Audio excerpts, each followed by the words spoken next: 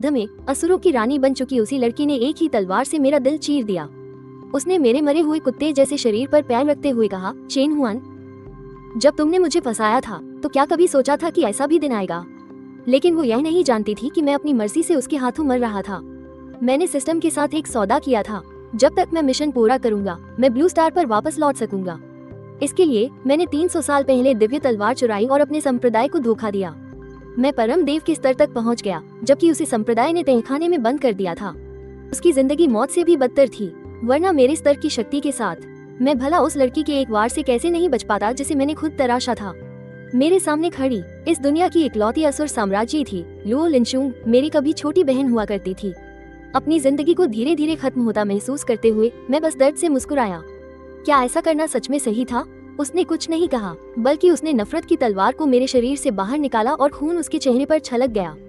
उसने एक लात मारकर मुझे जमीन पर गिरा दिया और ऊपर से घूरने लगी। वो आंखें जो कभी नदी के पानी की तरह साफ थी, अब हजारों साल पुरानी जमी हुई बर्फ जैसी लग रही थी। लेकिन उस बर्फ की परत के नीचे एक लगभग अदृश्य सी कांपती हुई झलक थी। चेन हुआन, क्या तुम कुछ और कहना चाहते हो? मैंने अपना मुंह खोला, पर वो खून से भरा हुआ था। सिस्टम के मिशन की शर्त थी कि मैं उसकी तलवार से मरूं।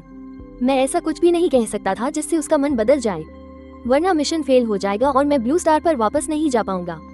इसलिए मैंने चुप रहना ही बेहतर समझा। वो नीचे झुकी, उसकी पतली उंगलियों ने मेरी ठुड्डी पकड़ ली। उसने मेरा चेहरा जबरदस्ती अपनी ओर घुमाया, मुझे अपनी आंखों में देखने के लिए मजबूर करते हुए। चेन हुआन, मैं तुमसे आखिरी बार पूछ रही हूँ। उसके चेहरे पर साफ साफ मारने का इरादा था, लेकिन उसकी आवाज कांप रही थी। क्या तुम सच में कुछ नहीं कहोगे? वो क्या सुनना चाहती थी ये मैं अच्छी तरह जानता था। वो सुनना चाहती थी कि मैं माफी मांगूं। वो चाहती थी कि मैं मान लूं कि उस साल उसे धोखा देना मेरी गलती थी। वो मेरे मुंह से सुनना चाहती थी कि उन सालों में मैं सच्चा था, कि वो अपनापन झूठा नहीं था।